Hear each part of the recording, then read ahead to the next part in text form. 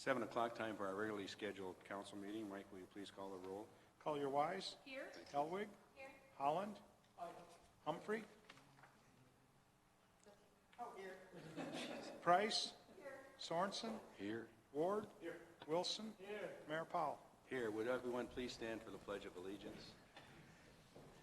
I pledge allegiance to the flag of the United States of America and to the republic for which it stands, one nation, under God, indivisible, with liberty and justice for all. Thank you. Item 3 are minutes for a November 4th special meeting and November 4th regular meeting. Motion is second to approve minutes as printed. All in favor signify by saying aye. Aye. Opposed, no. Motion carries. What's the score? It's ready to talk. Item 4, adoption of the agenda. John, Mike, any changes in the agenda as printed? Second. A motion is second to approve the agenda as printed. All in favor signify by saying aye. Aye. Opposed, no. Motion carries. Under visitors to be heard, addressing the council, persons addressing the council shall use the microphone at the podium. Please raise your hand to be recognized. Go to the podium and state your name and address. For items that are not on the agenda, members of the public may speak under visitors to be heard on any topic not on the agenda. Remarks are limited to 5 minutes and no decision will be made at this time. For agenda items, public testimony will be taken at the beginning of each agenda item after the subject has been announced by the mayor and explained by staff. Any citizen who wishes may speak one time for 5 minutes on each agenda item. Public testimony will then be closed and the topic will be given to the governing body for possible action. At this point, only city council members and staff may discuss the current agenda item unless a council member moves to allow another person to speak and there's unanimous consent from the council.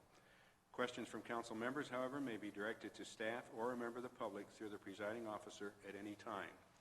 Is there anyone in the audience that wishes to speak on anything that is not on the agenda? Anything not on the agenda? Council, any items not on the agenda? I'd just like, Tom? I'd like us to think about our comprehensive plan for 2035, and then we have a comprehensive plan also for the joint jurisdictional area. And I bring this up because I received several phone calls over the weekend about the county planning group and the city planning group not meshing.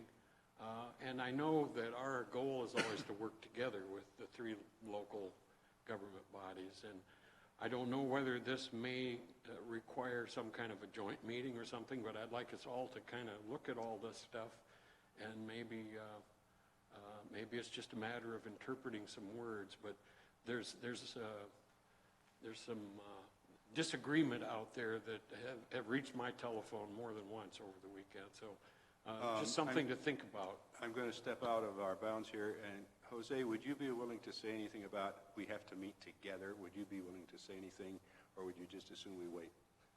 Or John, anybody? I don't mean to put, well, I do. I mean, we have to move. We have to do something. And so as best we can. I guess at the last Planning Commission meeting that we had, the City Planning Commission, we gathered and we discussed several options as far as how we could meet with the county's Planning Commission to try and resolve this issue. We presented 3 different options, which would have included working with the county, obviously. And the City Planning Commission chose to, if I remember correctly, follow a minor amendment option to the comprehensive plan. We did send that request to the county's administrator, planning and zoning administrator, to see if we could schedule a joint meeting to discuss this. And we haven't received a reply at this point as far as when to meet or anything like that. But we did extend that handout to the county planning and zoning board to see if we could reach an agreement or end the disagreement, I guess, per se. Thank you very much. And Yep. thank you, Tom. Thank you for that time. Let's see. We move on to public hearings. Item A, special daily wine license for South Dakota Shakespeare Festival on or about February 28, 2020. at John Day Gallery in the USD Fine Arts Center for Wine and Will event. And Mike, please.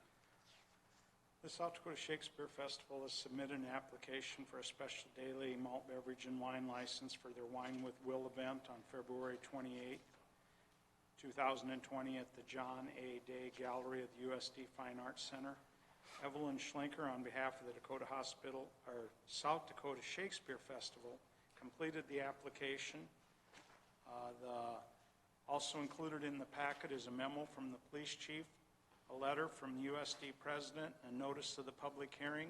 As the event is being held on USD property, the letter from the USD president gives permission for the event. Police chief memo indicates that the USD professors will be serving and they have not had any issues with previous events. The fee of $35 has been paid.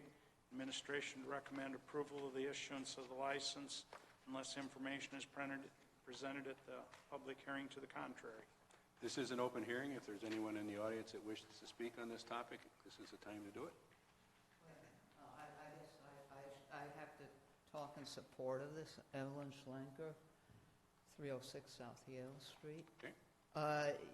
The event, Wine with Will, I've been involved with it directly as the coordinator for 3 years and then indirectly for another 2 years before that. And it's a nice event. Mainly citizens of Clay County. Sometimes we get people from outside the area. It's an event for adults. We don't have students attending it. The only students that may be involved with it are some that are actors, and they are not allowed to touch any alcohol at all. And they're told about that initially. So we're talking about maybe 2 students total. Council? Move approval. Second. Motion and a second to approve. Further discussion? I just have a question. Historically, when the university has had an event with alcohol, the president is allowed by the regents to decide, whether it can happen or not. One of the requirements has been that there also be non-alcoholic beverages available. Is that the case here too? Yes, we have coffee, iced tea, water. So we have alternatives. Considering that I don't drink alcohol, there better be alternatives. Okay. All right, thank you very much. Further discussion? Seeing none, all in favor signify by saying aye. Aye. Opposed, no. Motion carries. Thank you, Evelyn. Next item is annual liquor and wine license renewals. Again, Mike, please. This is the time that is set for a public hearing for the annual liquor license and wine license renewals for the city. The police chief has prepared a report indicating the performance of each establishment during 2019. The report notes compliance checks and other activities for each establishment. In the renewal letter sent to all license holders, they were encouraged to attend the public hearing or have somebody present to represent their business. The city ordinance requires a written management plan upon reapplication for licensees convicted of a violation of any laws, rules, regulations, and ordinance to alcoholic beverage control. Management plans were included in the packet from 2 establishments, being the Fraternal Order of Eagles and D&B Foods, Inc. for the Hartford Steak Company. The City Council has the ability to renew licenses on basically 2 criteria: suitable person and suitable location.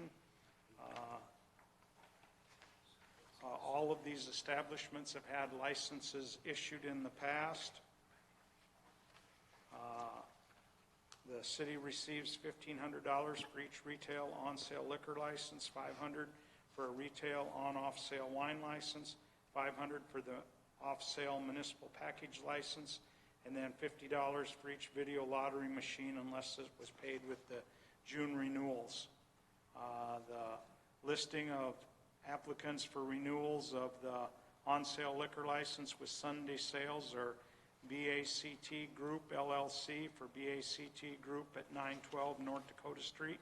I should report this license is being held as inactive as they are in the process of figuring out exactly what they want to do there. That can be inactive for 2 years. They know that. They have until end of December of 2020 to get something done, or that license would lapse. We got Bunions LLC for Bunions at 1201 West Main, BB Street 2 LLC for Carrie's Bar at 18 West Main, Charcoal Lounge Inc. for Charcoal Lounge at 6 and 8 East Main, the City of Vermillion for the Bluffs Golf Course at 2021 East Main, Fireworks Inc. for Dakota Brick House at 15 West Main, Fraternal Order of Eagles for the Eagles Club at 2421 at 114 West Main, J&J Management Inc. for the Roadhouse at 911 East Cherry, Leo's Sports Bar and Grill LLC for Leo's Lounge at 11 South Market, the Old Lumber Company for the Old Lumber Company Bar and Grill at 11 and 15 Court, Main Street Pub Inc. for the Main Street Pub at 11 West Main, Red Steakhouse Inc. for Red Steakhouse at 1 East Main. We got the reissuance of retail on-off sale wine license. We got Aramark Educational Services Inc. for Aramark at Sanford Coyote Center and Dakota Dome at 1101 North Dakota. Cafe Brulee Inc. for Cafe Brulee at 24 West Main. Circle 13 LLC for the West Side Inn at 1313 West Cherry. D&D Foods Inc. for Hartford Steak Company Tavern at 7 Court. Fireworks Inc. for Dakota Brick House at 15 West Main Street. Hy-Vee Food Stores Inc. for Hy-Vee at 525 West Cherry Street. John Donald Enterprises Inc. for Silk Road Cafe at 12 West Main. Mexico Viejo Inc. for Mexico Viejo Mexican Restaurant, 432 East Cherry. Red Steakhouse Inc. for Red Steakhouse at 1 East Main Street. Sunset Oil Inc. for Pump and Pack Casino, 629 Sanford Street, Suite A. Varsity Pub LLC for the Varsity at 113 East Main Street. Vermillion Downtown Cultural Association for the Coyote Twin Theater at 10 East Main Street. Walmart Stores Inc. for Walmart number 3734 at 1207 Princeton Street. We got the reissuance of the municipal package off sale liquor license for the City of Vermillion for the municipal liquor store at 820 Cottage. Following the input from the public hearing, the City Council will be asked to make a decision on the approval or denial of the liquor and wine licenses. One item to consider is with the Old Lumber Company for Inc. for Old Lumber Company at 11 and 15 Court Street. The Old Lumber Company applied for a site transfer to include the expansion into 11 Court Street. At that time, the site transfer was approved contingent upon final inspection by the building official. The expansion has not been completed yet, so it's recommended we continue the approval of the license into 11 Court Street contingent upon the final inspection of the building. And the rest of the licenses, unless there's, staff would recommend approval unless there's information brought forward at the hearing to the contrary.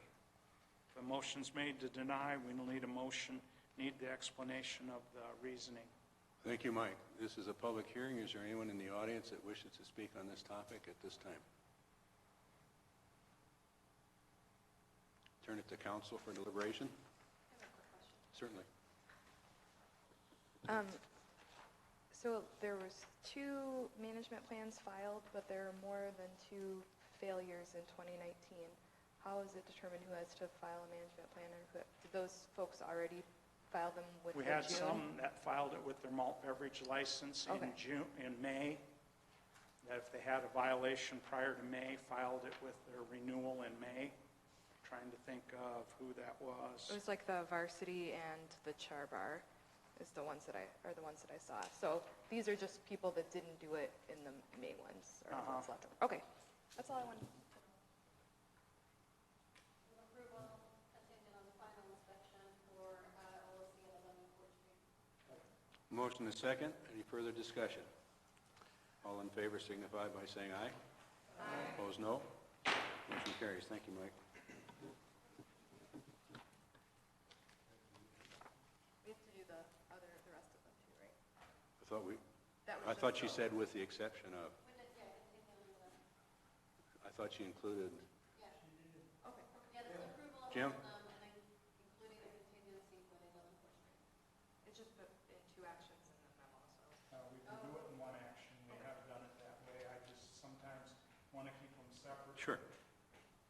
that all right, Jim? Can I ask a question quickly on this topic?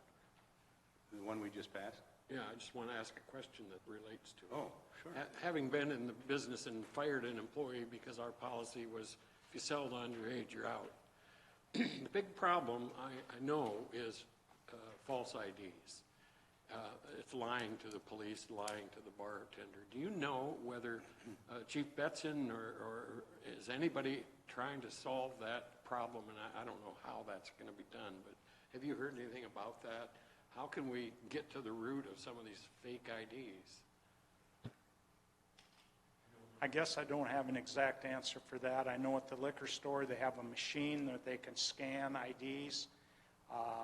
Some of the new IDs, they kind of question whether they have to look at them real close to see if the fake ones are getting past the machine and then get some new updates for the machine. So that would be one way. I know the police department also gets a book of what all the IDs should look like for each state, so they have that available. And I don't know if all the locations are having that. So I know there's some that have where they can swipe the IDs, but at the same time, the people are getting good at making them. Kelsey? I know Chief Betson has said that one of the things that they're up against is the technology is, and especially with the internet, the access to the technology is such that it's really difficult for any retailer to be able to stay ahead of it. That the people that are selling them have much more sophisticated technology than anyone locally would have access to. Okay. Item C, first reading of ordinance 1408 to rezone lots 1 and 2 in Block 2, Aroba addition to the city of Vermillion, Clay County, South Dakota, from the NRC Natural Resource Conservation District to the R2 Residential District, property on the north side of East Main, approximately 550 feet east of Cypress Drive. And Jose, please. Thank you. The city received a petition from Mr. Michael Barkle on October 10th to rezone the properties that you mentioned. Mr. Barkle is requesting, as you already know, to rezone these two lots from NRC to R2, or residential district. As required by city ordinance, the staff created a petition for rezone, which included all the neighboring properties within 250 feet of the two lots. The zoning ordinance after that requires that the applicant, Mr. Barkle, circulate the petition, and as long as we have enough signatures in return, then the item is allowed to continue to the Planning Commission. The Planning and Zoning Commission considered this item at their November 12th meeting. At that meeting, the Commission recommended that the City Council approve the rezone request 7-0. The lots being questioned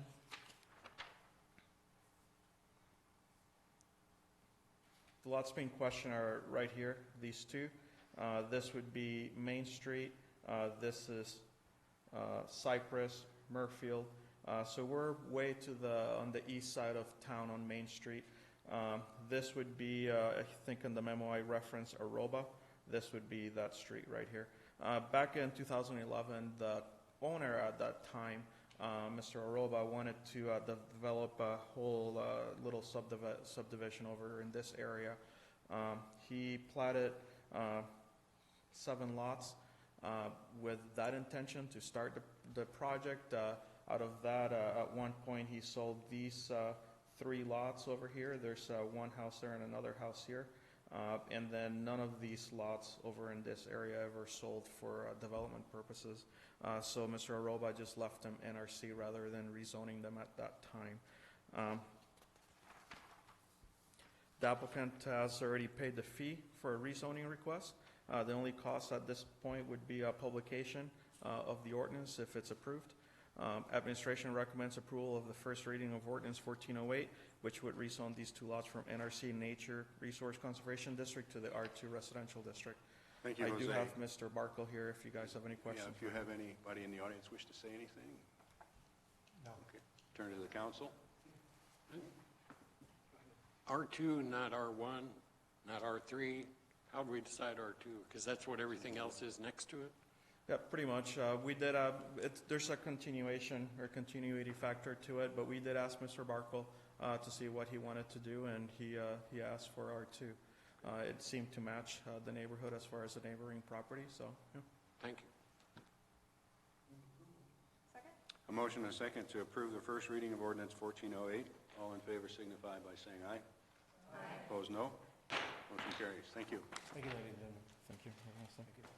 Item D, first reading of ordinance 1409, adopting comprehensive zoning regulation and deleting the existing zoning ordinance adopted on July 7th, 2008, with the adoption of ordinance 1189 and as amended. And Jose, please.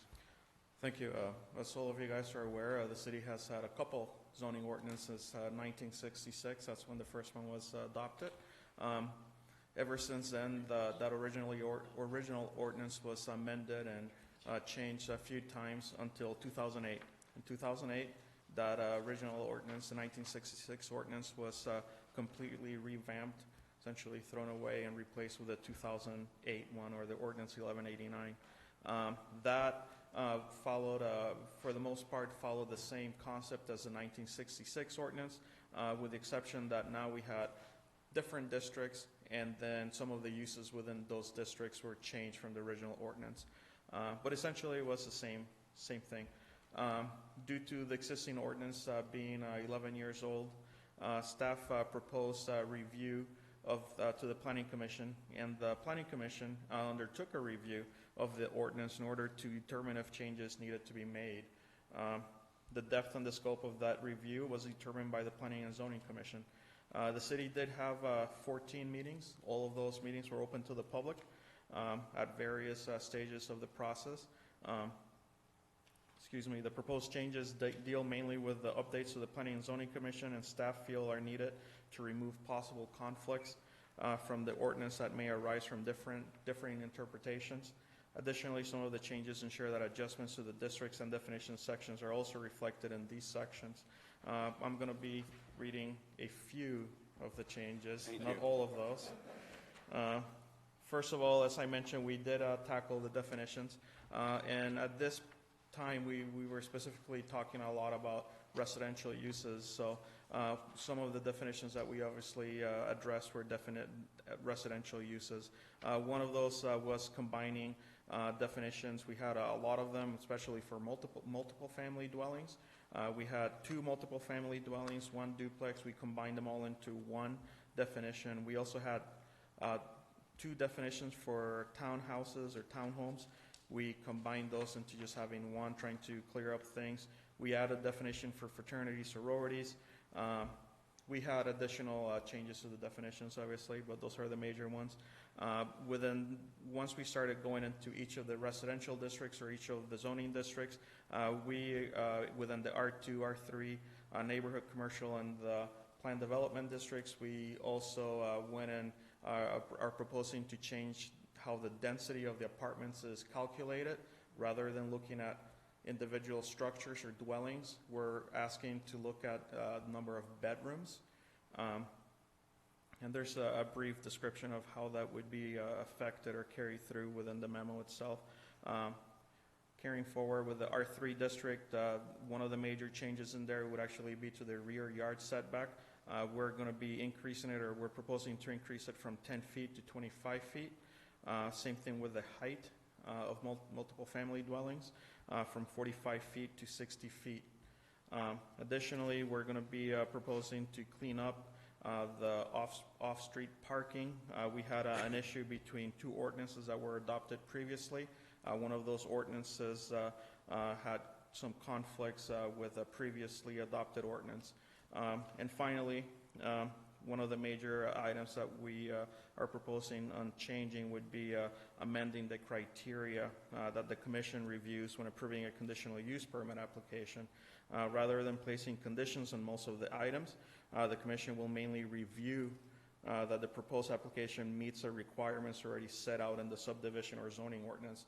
This doesn't mean that they won't be able to place criteria or conditions. It's going to focus their attention to some of the items, I guess. These items were all presented to the City Council at a couple educational meetings after the The Planning Commission did the bulk of the work. Those two meetings that the council had, the council was actually concerned with removing single-family attached dwellings from the R1 residential district. That was one of the main concerns. Due to the concern that the city council had, staff was asked to present another option to the Planning Commission to consider. The option presented to the Commission considered the possibility of maintaining single-family attached dwellings as a conditional use in the R1 residential district.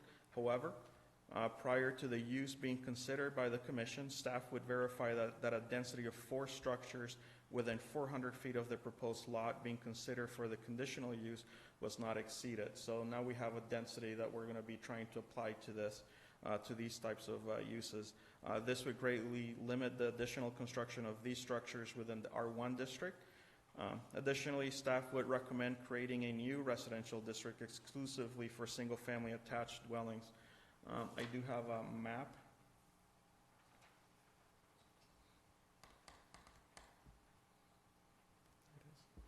So this is just an overview of a section of the R1 district. Just for reference, this is a high school. This would be Norbeck, Lewis, Mickelson, Crawford, Main Street, obviously over here. All of the red squares or blobs that you see there, structures, those are actually townhomes. Okay? These yellow ones would actually be duplex. So everything that you see in this section is actually currently zone R1. So already within the R1, you do have a sprinkling of townhomes and duplexes through there. What we're proposing is that with this new district, and we call it RT just for lack of creativity, but what we're proposing is to have these areas where you already have a dense, I don't know if you want to call it a gathering of these types of uses within certain parts of the community. So this year would be an RT, this year would be an RT, and then anything else that's outside of these new districts then would fall within that 400-foot area of the R1 that we're proposing to do. So nobody, at the end of the day, anybody that's there now would not be considered non-conforming. They're just, you're not going to be able to build new townhomes necessarily if you're going to be in Mickelson, let's say. But having this clumping here and rezoning that to RT then would allow a new development in this area after they follow the correct process to maybe ask for a rezone if they wanted to and actually have space for more townhomes in that location rather than having townhomes sprinkled through the community or through the R1 district. The proposed ordinance with the changes to the R1 residential district and the new residential district represents to the Planning Commission. At their November 12th meeting, at that meeting, the Commission recommended that the City Council adopt the new ordinance with the changes as proposed to staff, and their action was unanimous. The cost at this point will be publishing. This cost will be minimized considerably due to Statute 919.7. The statute allows an amendment to the entire ordinance to be made available to the public for review rather than publishing. Administration recommends approval of the first reading of Ordinance 1409, which adopts a new comprehensive zoning regulation and deletes the existing zoning ordinance number 1189, adopted on July 7th, 2008, and all of its amendments. Thank you, Jose. Well done. Council? Sure. So, Jose, can you walk us through the decision to change the definitions in R2, R3, NC, and PD districts that from 4 bedrooms per unit to 16 bedrooms? Okay, so you're talking about the density portion? Yeah. Of it. Okay. Throughout the years, I can actually say that now. Yeah. We've actually had a few requests from developers that they think that some of the requirements as far as having a fourplex or if I have a fourplex in this area over here, then I could have 16 bedrooms. But if I have a fourplex in the neighborhood commercial, typically, then I can't. It's typically has to do with the fact that the developer might not be able to build something that he might think it's financially feasible for him.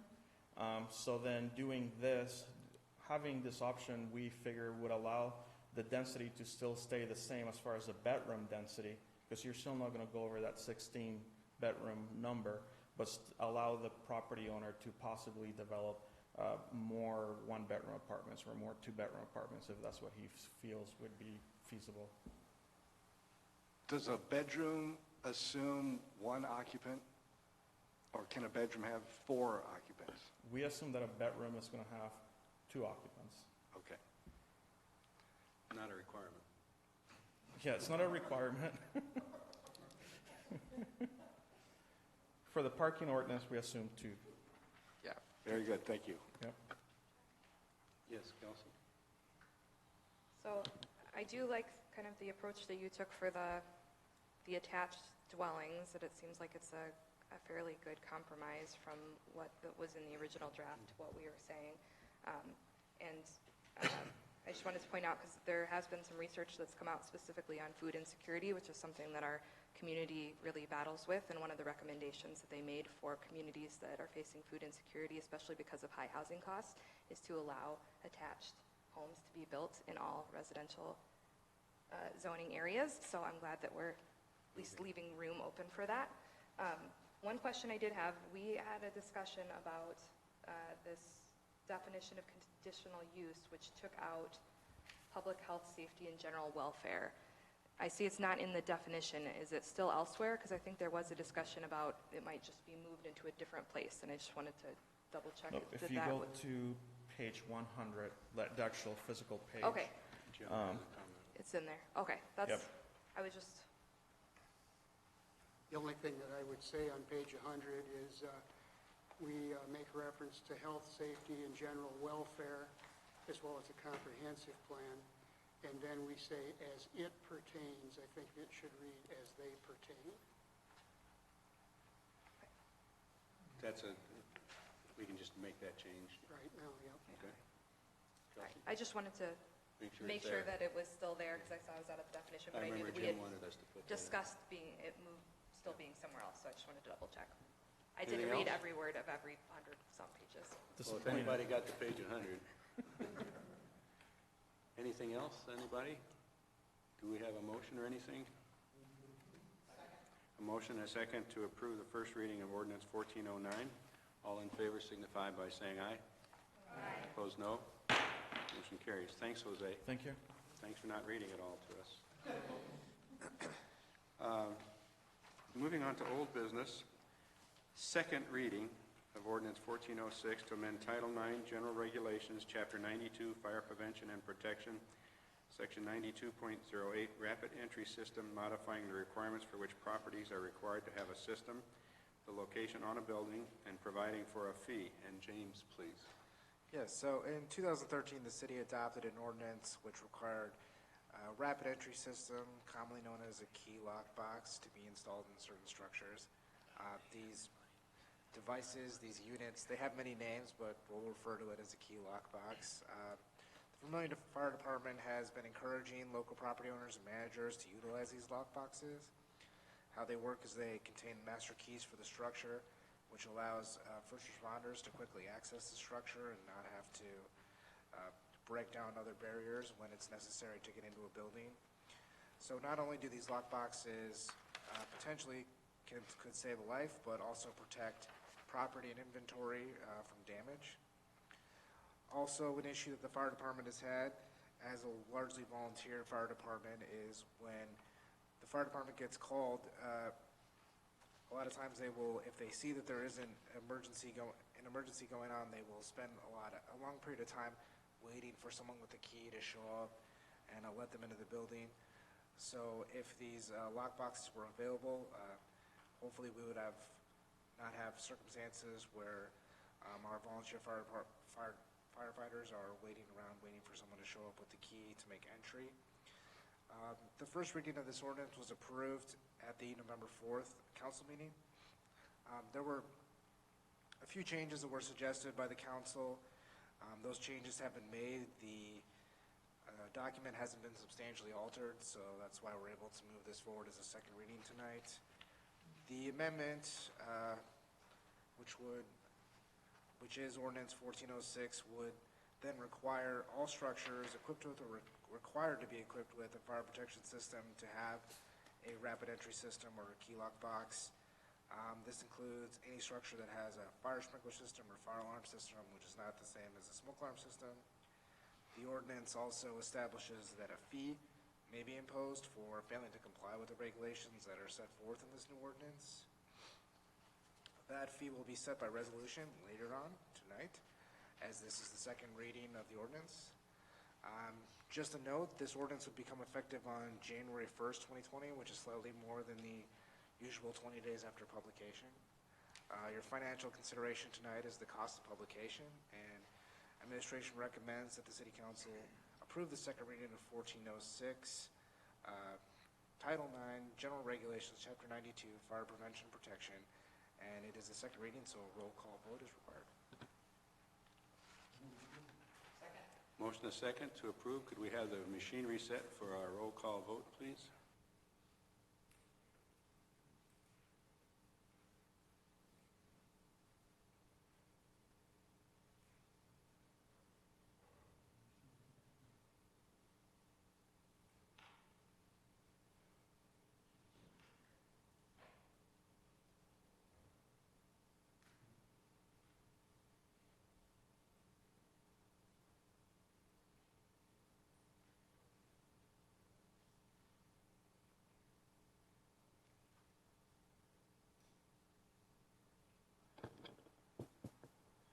The results are yes, 9, no, 0. Motion passes. Thanks, James.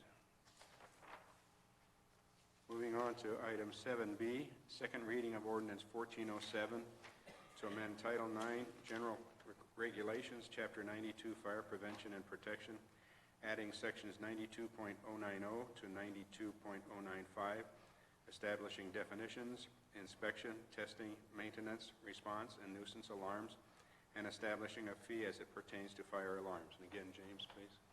Thank you. So another issue that the fire department has brought to our attention is making false and nuisance alarms in the past several years. This is largely due to these fire alarm monitoring systems that are being multi-wood and we obviously since we work with they notify a fire alarm business of an alarm and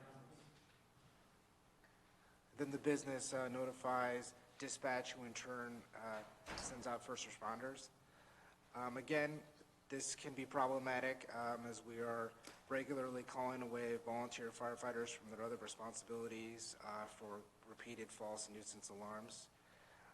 This issue has been brought to our attention at a couple different educational sessions in an effort to help recover some costs associated with repeated responses, as well as deter false and nuisance alarms in the future. The fire department asked to bring this proposal to you in the form of Ordinance 1407, which would establish definitions and inspection, testing, and maintenance requirements for the fire alarm systems. It would also establish that a fee could be imposed for failing to comply with the regulations set forth in these sections. Again, this fee will also be set later on tonight's agenda, as it's a second read of the ordinance. And this ordinance would become effective also on January 1, 2020.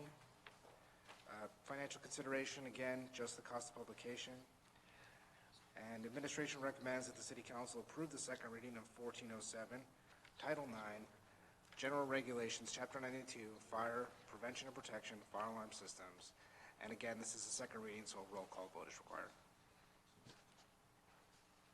Do we have a motion?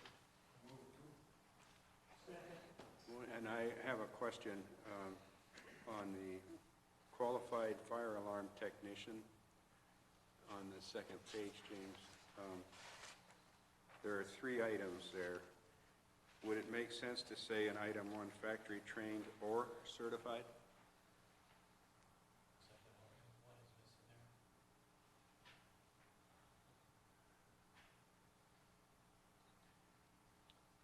Yeah, we can make that change. Well, wouldn't it, I mean, it seems like either factory trained or certified would be at least equal to item 3, licensed or certified by state. Jim, do you have any? Okay. I think it reads that they both need to be factory trained and certified, but then also licensed and certified by the state, that all of these three are requirements. I stand corrected if that's appropriate reading, Jim.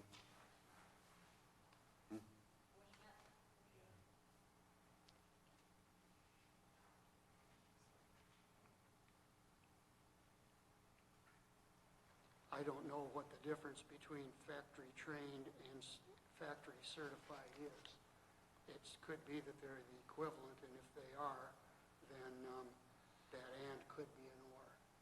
But if they're different, Tom, do you have any sense of that?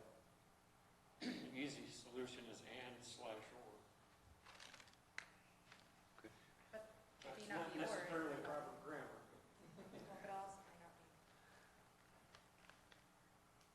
My suspicion is that the factory trained and certified means that they are trained in the appropriate fire alarm technology, whereas the license and certified by the state is by the authority of the state to do the inspection. And so that's why my suspicion is that those are two separate things that are both required. I'm fine. However, we have a motion and a second, correct?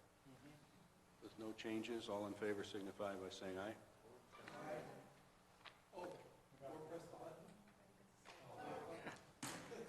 You guys catch me every damn time. Thank you.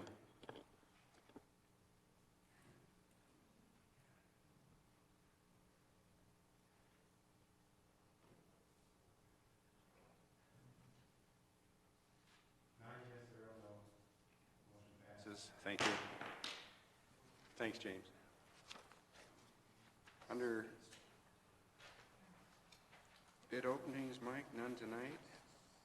And John, your Resolution I was still. shortcutting here. James has more. I saw two, James. Resolution establishing fee for non-compliance with rapid entry system requirements as provided for in Ordinance 1406. Sorry about that. Nope, that's perfectly fine. Not done quite yet, and we'll remember to turn my mic on this time. Ordinance 1406, as we've discussed, requires all structures to have these fire protection, that have a fire protection system to also have a rapid entry system or lockbox. The ordinance also gives the authority to establish a fee for failing to comply. The city, of course, wishes to establish a fee for not complying with rapid entry, which is provided in 1406. Several prospective fees were discussed at noon educational sessions, and city staff has proposed the following fee schedule outlined in the resolution. Any fees collected from this resolution will be added to the general fund, and administration recommends approval of the resolution establishing fees for non-compliance with rapid entry requirements, and the fee schedule is on the next page. Council? Motion and a second to approve the resolution establishing fees for non-compliance with rapid entry system requirements. All in favor signify by saying aye. Opposed, no. Motion carries. Item B, resolution establishing fees for false fire alarms, nuisance fire alarms, and corresponding fire inspections. James, again, please. Yes, so as we've discussed, false nuisance alarms are problematic for our volunteer first responders. The fire department has discussed implementing a fee schedule to help bring about compliance and also recover those costs. The International Fire Code adopted by the city provides for the governing body to establish fees in order to ensure compliance. Inspections are, one, done to verify the existence of a fire alarm system, and two, to ensure that that system is functioning properly and will not result in false and then eventual nuisance alarms. The proposed fee schedule, which is as part of the ordinance on the next page, would not have a charge for the first several inspections, but it would result in a fee at the onset of the fourth violation in the same calendar year. City staff proposes the following fee schedule as outlined in the resolution. Any fees collected, again, will go to the general fund, and administration recommends approving the resolution that establishes these fees for fire alarms, nuisance alarms, and fire code inspections. Thank you, James. Council? I just would like to comment that this has kind of been a long time coming as a member of the fire department, I can tell you that. I would like to point out that if the fees don't seem effective on making the scheduled appointment with the inspector, it can always be changed by the council in the future to go up. Or we'll see how it goes. There may be something that goes down too, but I think the people who need to meet with the inspectors need to understand that if they don't think $25 is enough, we'll change it to something higher. That's just my comment. Agreed.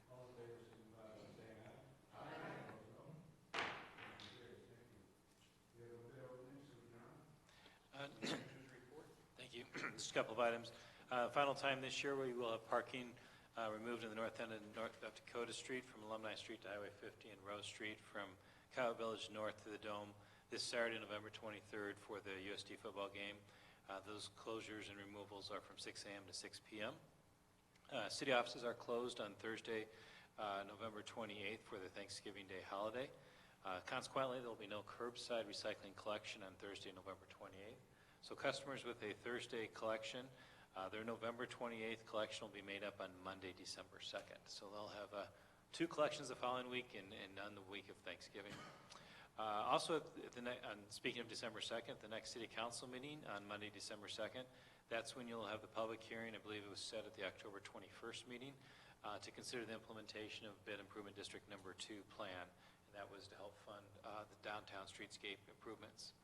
And before I get too far ahead, this coming Wednesday, November 20th, the students of the American Government Class A USD, in partnership with our Human Relations Commission here, are sponsoring a program, a Know Your Rights community panel.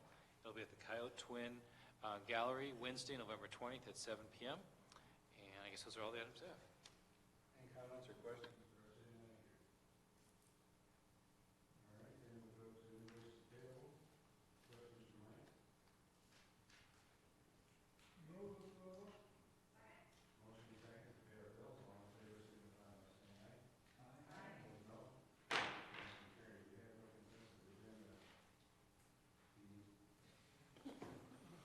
I find that to be a travesty, Mayor.